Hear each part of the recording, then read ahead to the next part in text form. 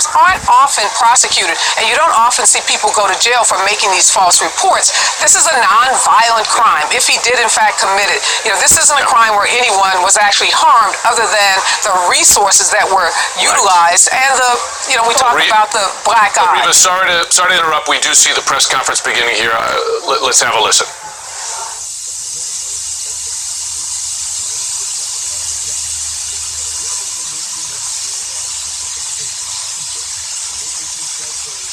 Good morning, everyone. Before I get started on why we're here, as I look out into the crowd, I just wish that the families of gun violence in this city got this much attention, because that's who really deserves the amount of attention that we're giving to this particular incident. So this morning, I come to you not only as the superintendent of the Chicago Police Department, but also as a black man who spent his entire life living in the city of Chicago. I know the racial divide that exists here. I know how hard it's been for our city and our nation to come together. And I also know the disparities, and I know the history. This announcement today recognizes that Empire actor Jussie Smollett took advantage of the pain and anger of racism to promote his career. I'm left hanging my head and asking why. Why would anyone, especially an African-American man, use the symbolism of a noose to make false accusations? How could someone look at the hatred and suffering associated with that symbol and see an opportunity to manipulate that symbol to further his own public profile? How can an individual who's been embraced by the city of Chicago turn around and slap everyone in this city in the face by making these false claims? Bogus police reports cause real harm. They do harm to every legitimate victim who's in need of support by police and investigators, as well as the citizens of this city. Chicago hosts one of the largest pride parades in the world, and we're proud of that as a police department and also as a city. We do not, nor will we ever tolerate hate in our city, whether that hate is based on an individual's sexual orientation, race, or anything else. So I'm offended by what's happened, and I'm also angry. I love the city of Chicago and the Chicago Police Department, warts and all. But this publicity stunt was a scar that Chicago didn't earn and certainly didn't deserve. To make things worse, the accusations within this phony attack received national attention for weeks. Celebrities, news commentators, and even presidential candidates weighed in on something that was choreographed by an actor. First, Smollett attempted to gain attention by sending a false letter that relied on racial, homophobic, and political language. When that didn't work, Smollett paid $3,500 to stage this attack and drag Chicago's reputation through the mud in the process. And why? This stunt was orchestrated by Smollett because he was dissatisfied with his salary. So he concocted a story about being attacked. Now, our city has problems. We know that. We have problems that have affected people from all walks of life, and we know that. But to put the national spotlight on Chicago for something that is both egregious and untrue is simply shameful. I'm also concerned about what this means moving forward for hate crimes.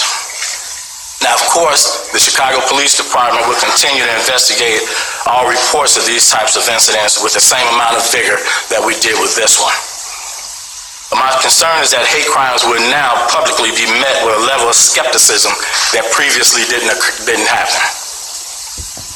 That said, Smollett was treated as a victim throughout this investigation until we received evidence that led detectives in another direction. I couldn't be more proud of the unrelenting detective work that went into this investigation. I couldn't be more proud of every investigator that played a part in it. detective work that we saw in this case is indicative of the work that our detectives do every day in this city. This case in particular involved hours of video evidence, which when combined with old-fashioned police work, uncovered the truth. These detectives deserve all the credit in the world for carefully analyzing the leads and the evidence for weeks before coming to their conclusion. I'd also like to thank the FBI for their help in this investigation. The FBI's partnership with CPD has been pivotal in this particular case. I only hope that the truth about what happened receives the same amount of attention that the hoax did. I'll continue to pray for this troubled young man who resorted to both drastic and illegal tactics to gain attention. I'll also continue to pray for our city, asking that we can move forward from this and begin to heal. And now I'd like to call up Commander Edward Wadnicki, who personally led this patient and deliberate investigation, to walk everyone through how the Chicago Police Department arrived at this point. Good morning, everyone. My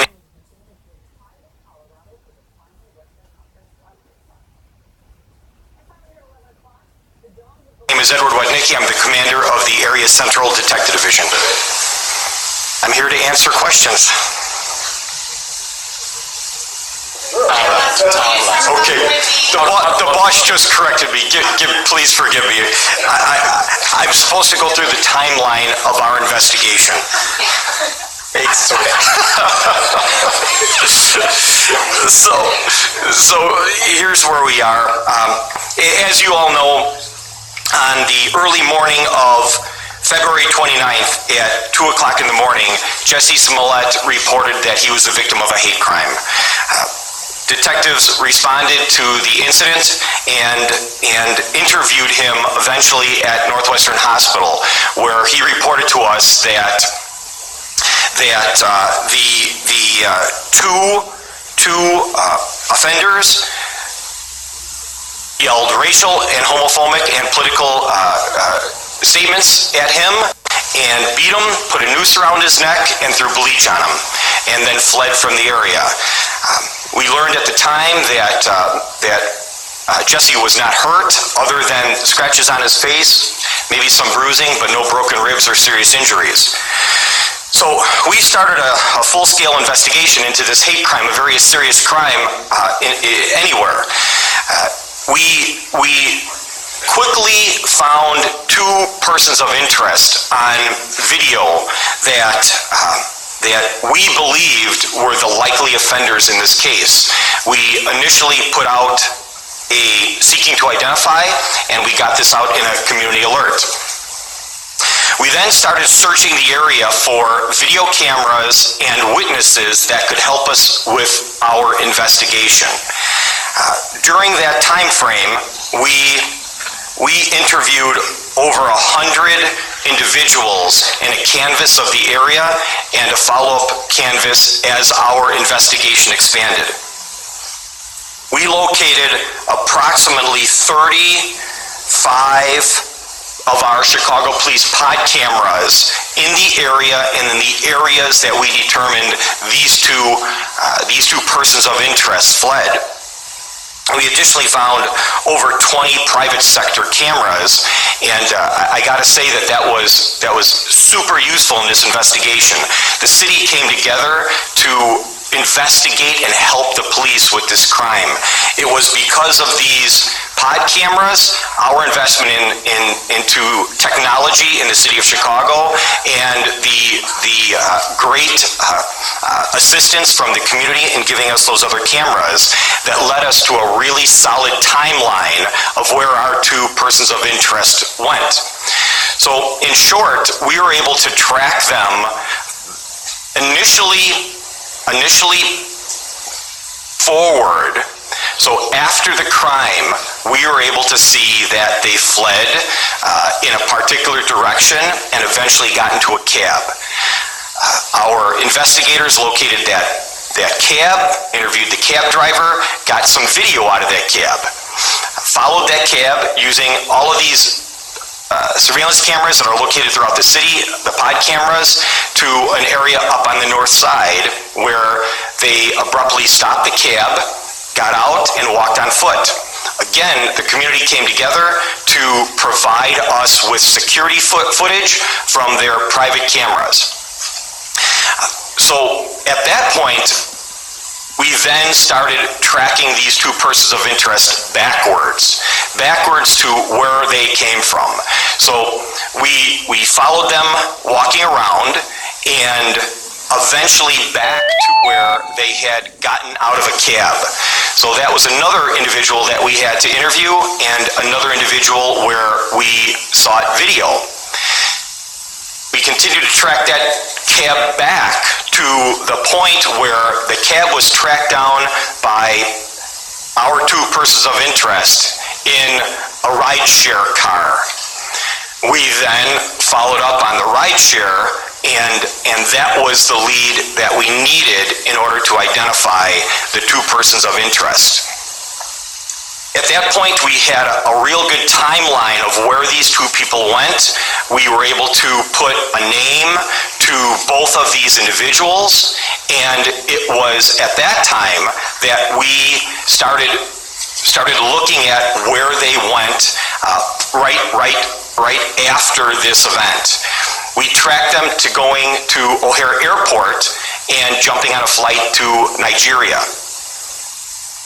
Our investigation led us to determine that they had purchased a round-trip ticket with them returning to Chicago on the 13th, so approximately 2 weeks after the incident.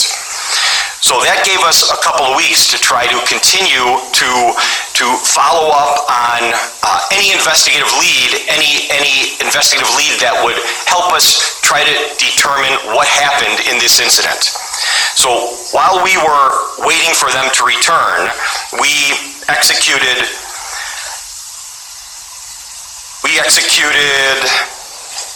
over 50 search warrants and subpoenas, working with our partners in the State's Attorney's Office, phone records, social media records, and records on individuals to help us illuminate the likely facts that occurred in this event.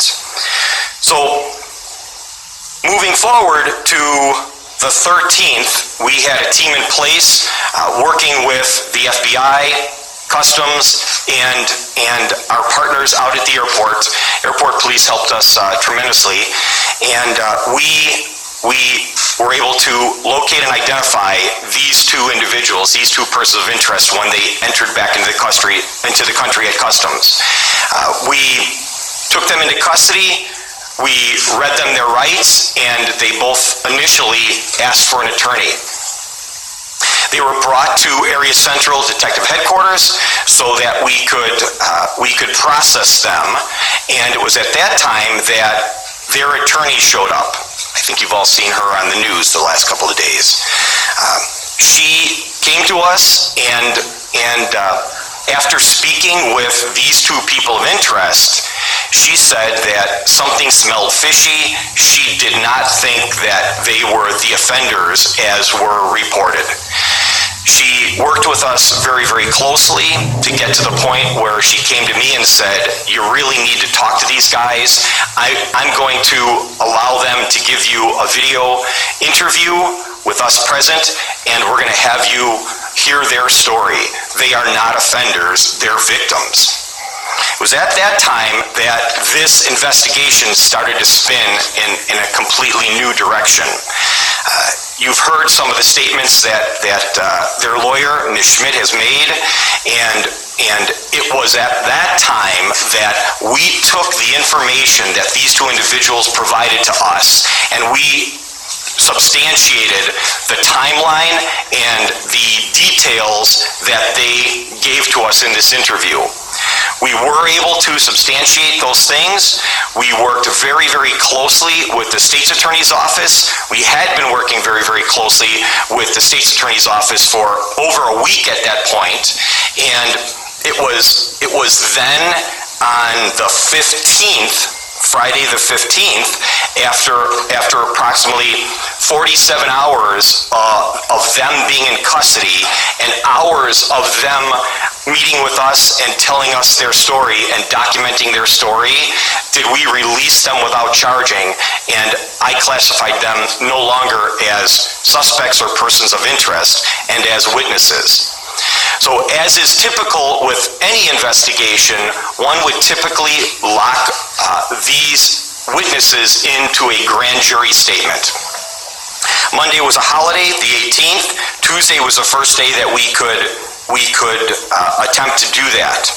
So we scheduled a appointment with the grand jury, working again very closely with the state's attorney's office in this. And as you know, at the last minute, Jesse's lawyers called and said that they had evidence to postpone the grand jury that they wanted to provide to us.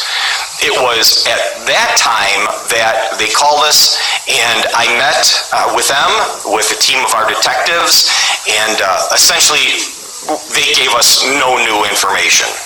So I reported that back to the state's attorney's office, and it was at that time that we locked in both of these witnesses to the grand jury. I'm told they did an excellent job, and then the state's attorney's office approved charges against Jesse for the Class 4 disorderly conduct false police report. We met with Jesse's attorneys, and we arranged for him to turn himself in, and as you all know, he turned himself in at 5 o'clock this morning in the 1st District in Chicago. Today at 1:30, Jesse will be going in front of a bond court judge, and the bond court hearing will be conducted at 26th in California. Okay.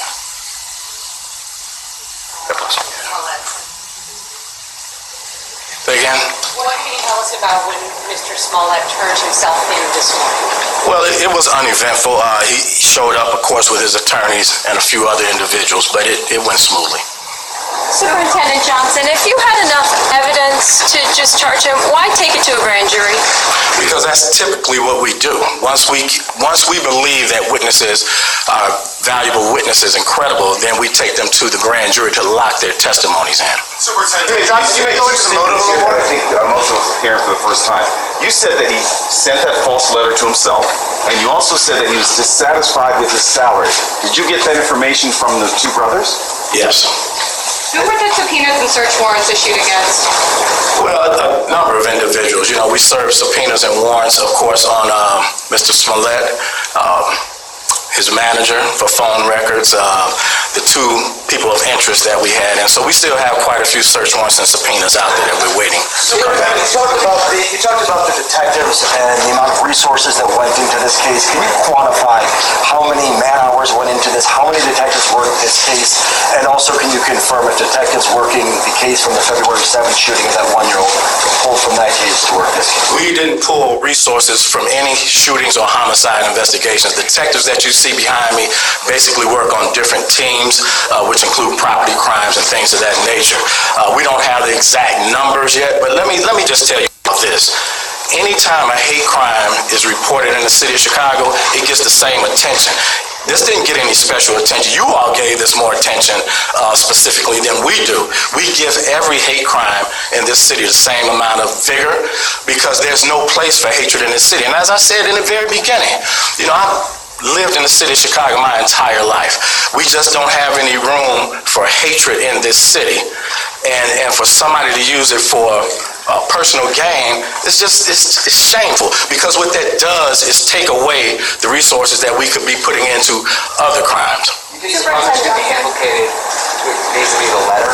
Say again? Could the brothers be implicated for sending the letter in any sense? If the feds decide to look into that, would you have anything to say to the feds about the cooperation and whether or not you want to pursue charges? That's the FBI's investigation, so CPD doesn't comment on the FBI's investigation. Laura Schmidt told the media after the grand jury was finished that the current narrative that's out there about how much Jesse allegedly paid the brothers was incorrect.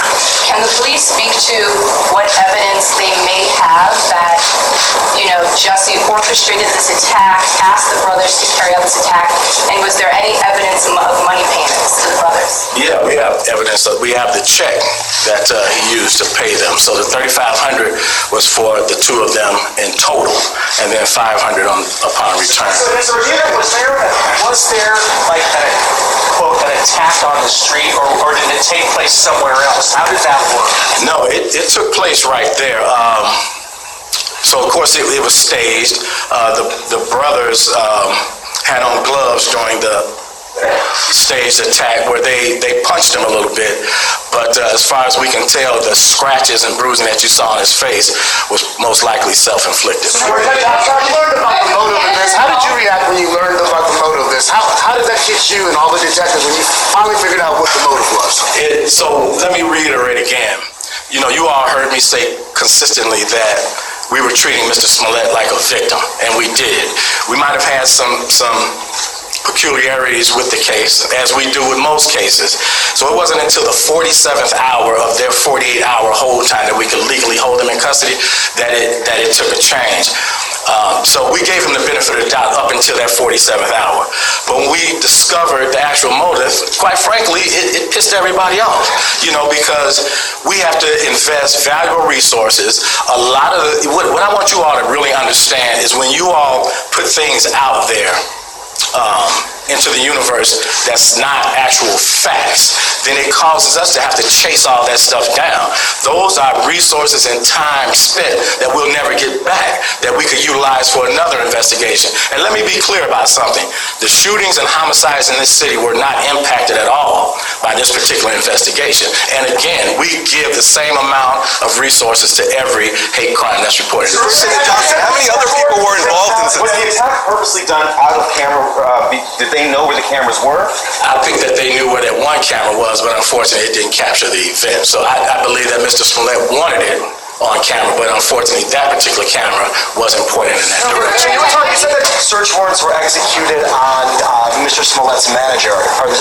Is the Chicago Police Department looking at Mr. Smollett's manager? No, not at this time. Mr. Smollett said that he was on the phone with his manager at the time. Was the manager, Brendan Moore, involved with this? Did he know it was a ruse? He was on the phone, but whether or not he knew it was a ruse, we can't speak to right now. Are you interviewing him? At some point, we'll talk to him. At one point, when this case started getting pretty thick, people started pointing the finger like the police department. How did you take that when you saw people started talking negatively about the issues that were going on in the city? It was upsetting, and I want you all to realize this. So we've been working on this investigation for about 3 weeks. We've solved several shootings and homicides in that period of time.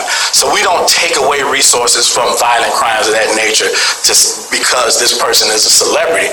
Again, you all gave this a lot more attention than it probably deserves. So when you get the opportunity, the shooting victims and families in this city that are victims of those crimes, give them the same amount of attention. This shouldn't have garnered the attention that it did, but it did because of his celebrity status. He allegedly practiced the hate crime before it actually happened. So if that was the case, why are they not being charged, or in that situation, should they be charged? How are you guys figuring that out? So Mr. Smollett is the one that orchestrated this crime.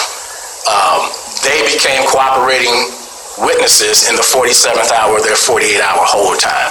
So now they are witnesses to what he did. So he has to be accountable for what he did. He orchestrated this. Does being accountable mean you should have to pay all the money back that was invested in this massive investigation? Well, I think that's a subject for another day, but of course, it's because of what he did that we had to invest all these resources. Superintendent, did Kim Foxx... Statements while in custody? Is he still maintaining his innocence? He hasn't made these statements at this time. Because Do you have text messages? No. Do you have text messages between... Kim Foxx's decision to recuse herself affect the speed in solving this case or bringing charges? No, Kim Foxx and I, look, I'm the police superintendent. She's Cook County State's attorney. So we talk almost every day about different cases. So the fact that she recused herself didn't impact the case at all. Did she drag her feet in any way? Say again? Did she drag her feet on this in any way? Listen, we have a great relationship with our federal partners, and we certainly need to have a good relationship with our state's attorney's office, which we did. So again, you all have to remember, The erroneous rumors and innuendo that was put out there in the beginning was just that. This investigation didn't turn in the direction of Mr. Smollett being a defendant until the 47th hour that we had those two individuals in custody. So one more hour, we'd had to let them go. We may not be here today. So the state's attorney didn't drag anything. We needed to put the case together. These things take time. This isn't TV. Okay? This is real life. So it takes time. Superintendent, there were a lot of leaks in this case. Was that intentional at all? Well, who's to say the leaks came from us? Just because there are leaks out there doesn't necessarily mean it came from CPD. You know, I heard particular things that were out there that I knew was simply untrue. So it doesn't mean it came from the police department. Do you have text messages or other exchanges between the brothers and Jesse? We have the phone records that clearly indicate that they talked to each other quite a bit before the incident, after the incident, and while they were out of the country. Just in the brothers, you mean, the phone record? Yes. That's what you're referring to. Yes. Superintendent, do you know that Smollett tried to make contact or made contact with the brothers after the attack? You mean right after, like moments afterwards? The attack or attempted to make contact and it was following? Yeah, I just said. So we know that they talked at least an hour or so before the attack, an hour or so after the attack, and then while they were out of the country. We know that they were talking. Jesse tried to recruit any other people to stage this attack, or were the brothers his first choice? I don't know if they were his first choice, but that's who ultimately did it, but we don't have any evidence to suggest that. Why did you say that the brothers might be victims in this? What did you mean by that? That the brothers might be victims? Yeah, were they coerced somehow or manipulated or how would you describe them?